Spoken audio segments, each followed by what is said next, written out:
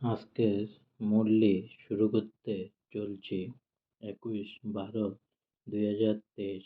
পাত মুরলি। ওম শান্তি। বাপদাদার মধুবন।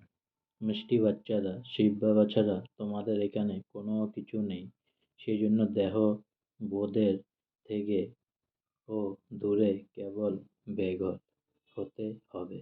বেঘরই প্রিন্স হবে। প্রশ্ন: ড্রামার যথার্থ নলেজ কোনো চিন্তা ভাবনাকে সমাপ্ত করে দেয়। উত্তর: এ ব্যাধি কেন এলো? এরকমটা যদি না করতাম তবে এরকম ঘটত না। এরকম বিঘ্ন কেন এলো? বন্ধন এলো কেন? এ ধরনের চিন্তা ভাবনা ড্রামার যথার্থ নলেজের ফলে সমাপ্ত হয়ই। কারণ ড্রামার অনুসারে যা যা হওয়া ছিল সেটাই হয়েছে।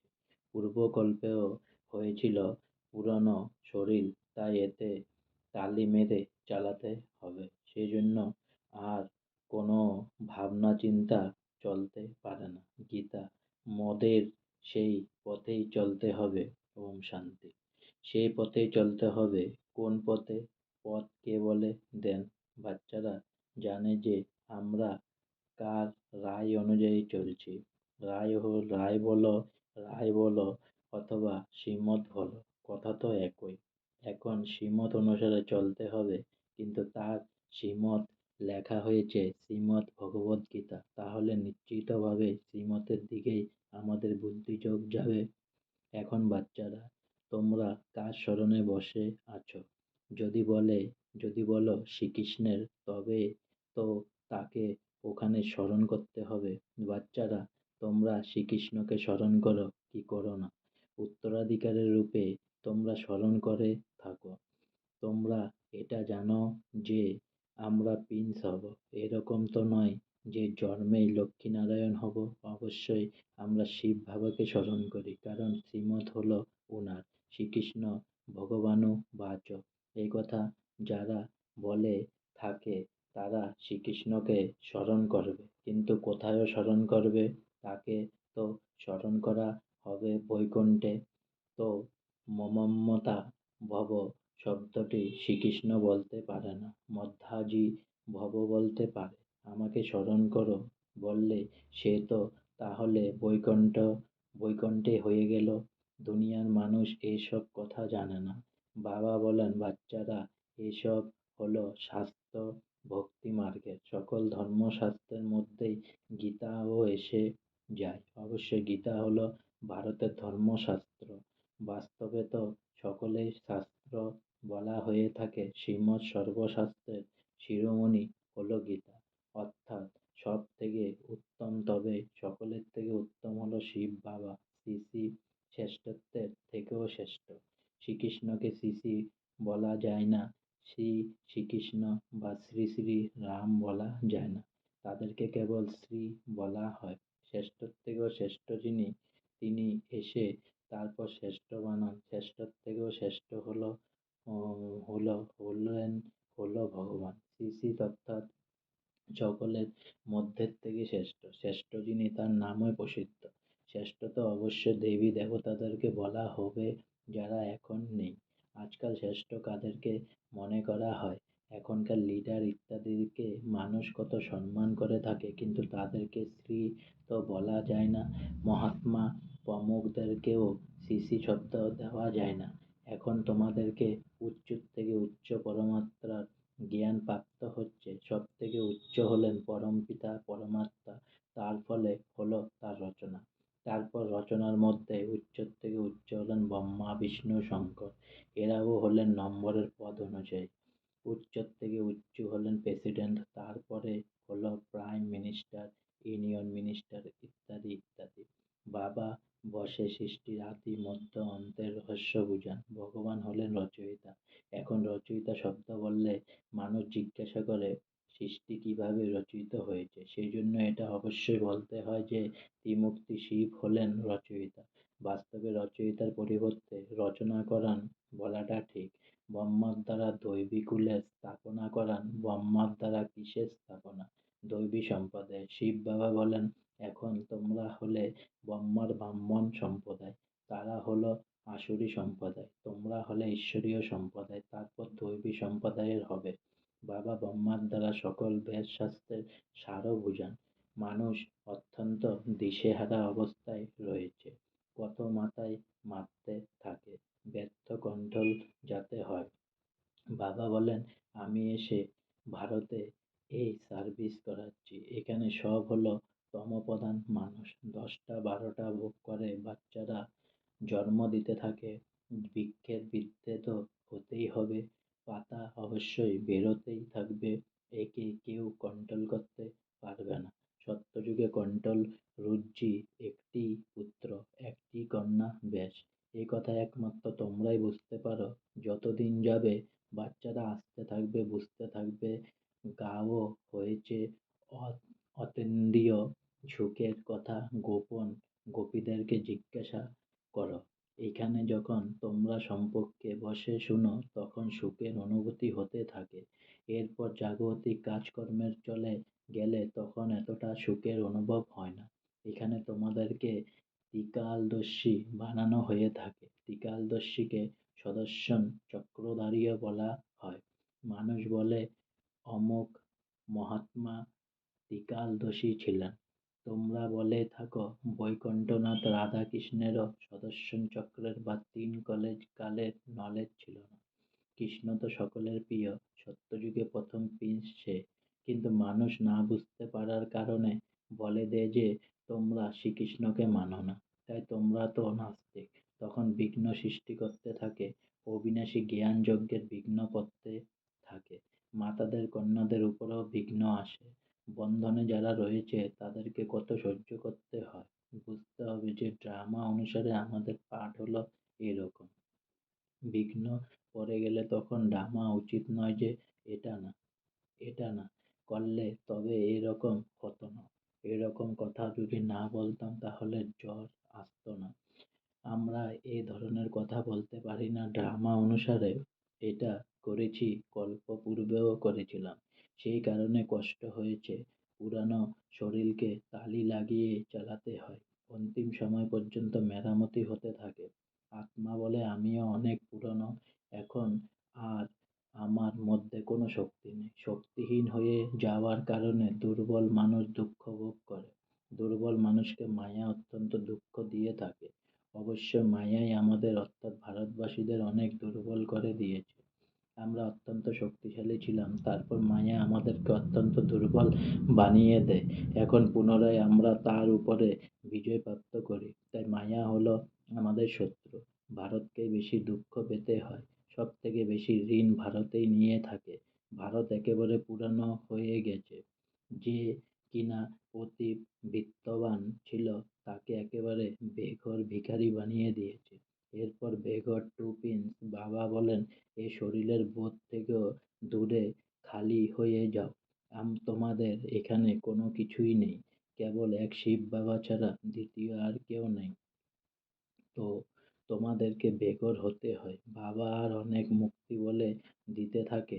জনকের উদাহরণ রয়েছে, গৃহস্থ ব্যবহারের থেকে পদ্মফুলের মতো থাকতে হবে, শ্রীমত অনুসারে চলতে হবে। কে সব কিছু সার করে দেয়। জনক সব কিছু দিয়ে দিয়েছিল, তখন তাকে সব কিছু ফিরিয়ে দিয়ে বলল, নিজের সাম্রাজ্যের সামলাও আর ট্রেস্টি হয়ে থাকো। হরিশ্চন্দ্রেরও দৃষ্টান্ত রয়েছে। বাবা বাচ্চাদেরকে বুঝান, বাচ্চারা তোমরা যদি বীজ বপন না করো তবে তোমাদের পথ কম হয়ে যাবে।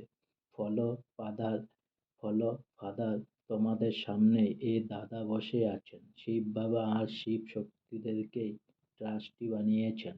শিব বাবা কি থোড়ায় বসে এসব সামলাবেন নাকি? থোড়ায় তিনি নিজের উপরে নিজের বলি চড়াবেন। মাতাদের প্রতি বলি চড়তে হবে ওনাকে। মাতাদেরকে সামনে এগিয়ে দিতে হবে। বাবা এসে জ্ঞান অমৃতের ক্লস মাতাদেরকে দেন যাতে তারা মানবকে দেবতা বানাতে পারে। লক্ষ্মীকে দেননি। এসব ইনি হলেন জগৎ অম্বা। সত্যযুগে তিনি লক্ষ্মী হবেন জগম্বার। কত সুন্দর সুন্দর গীত বানানো হয়েছে, তার অনেক মান্যতা রয়েছে। তিনি কেন সৌভাগ্য বিধাতা? তিনি ধন কোথার থেকে প্রাপ্ত করেছেন? ব্রহ্মার থেকে? না ধনও প্রাপ্ত হয় জ্ঞান সাগরের কাছ থেকে? এ তো বড়ই গুপ্ত বিষয়, তাই না? ভগবানুবাদ হলো সকলের জন্য, ভগবান তো সকলেই, তাই না?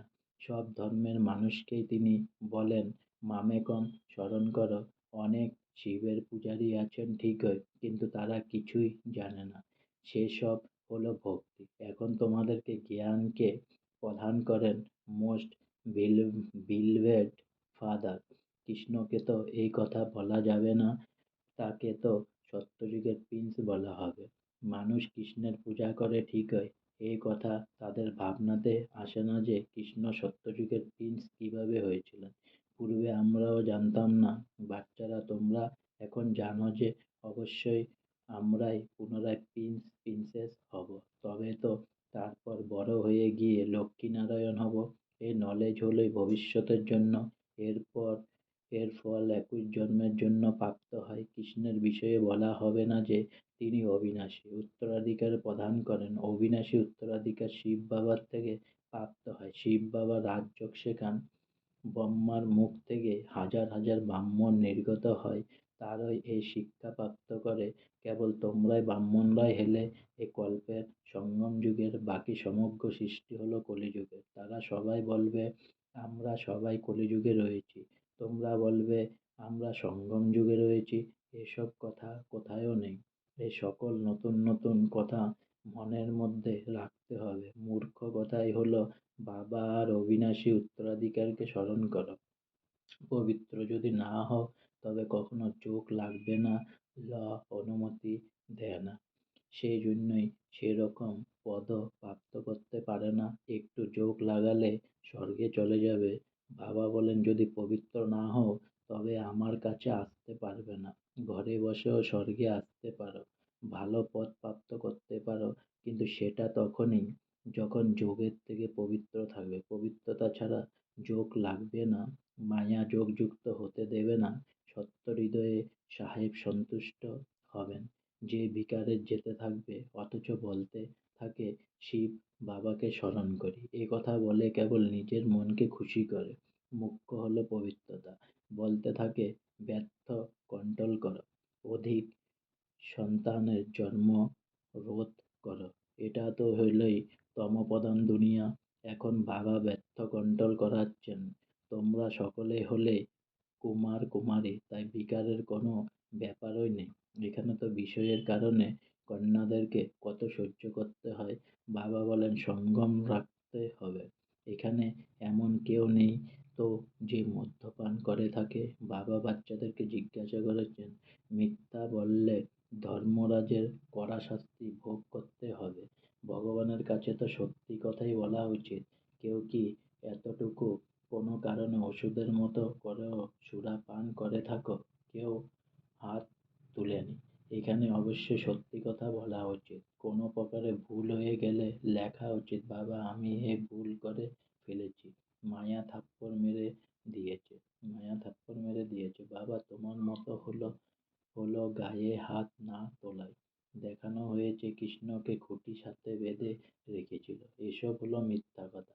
বাচ্চাদেরকে ভালোভাবে বুঝিয়ে শিক্ষা প্রদান করা উচিত।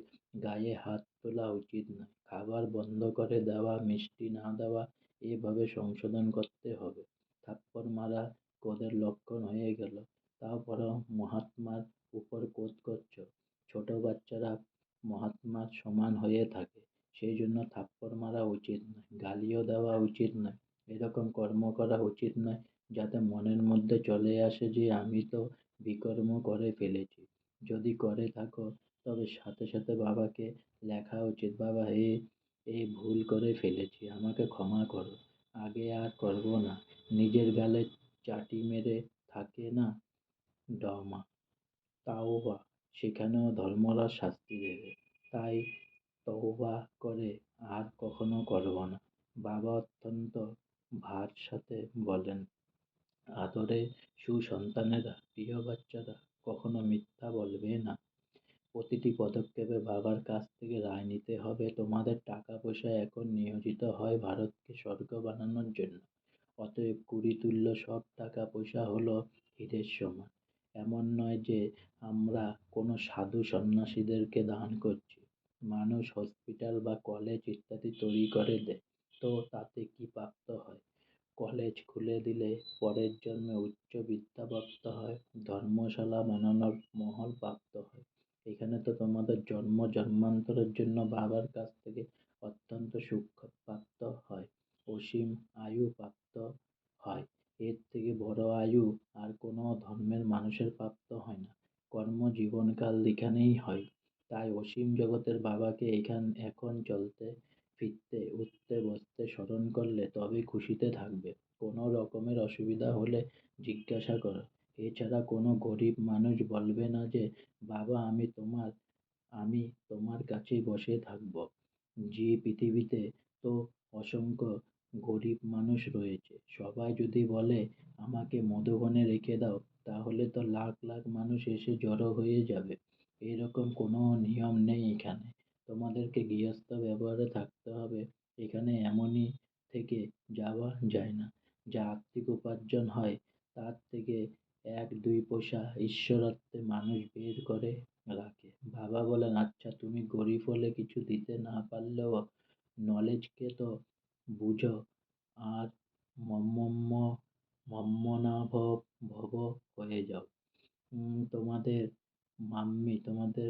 মাম্মা কি দিতে পেরেছেন তা সত্ত্বেও জ্ঞানের ব্যাপারে তিনি অত্যন্ত খোরতার। তন মনের দ্বারা সেবা করে চলেছেন। এতে টাকা পয়সা কোনো ব্যাপার নেই। 1 টাকাও যদি অত্যন্ত দাও তবুও বিত্তবানদের মতোই প্রাপ্ত হয়ে যাবে। আগে নিজের গৃহস্থ ব্যবহারকে সামলাতে হবে। বাচ্চারা যাতে দুঃখী না হয়। আচ্ছা, মিষ্টি মিষ্টি হারানেদি বাচ্চাদের প্রতি মাতা পিতা বাপ-দাদার চরণে স্নেহ সুমন আর সুপ্রভাত। বন্দে মাতরম, সালাম আলাইকুম, মালিকদেরকে সালাম। জয় জয় হোক তোমার, ওম শান্তি।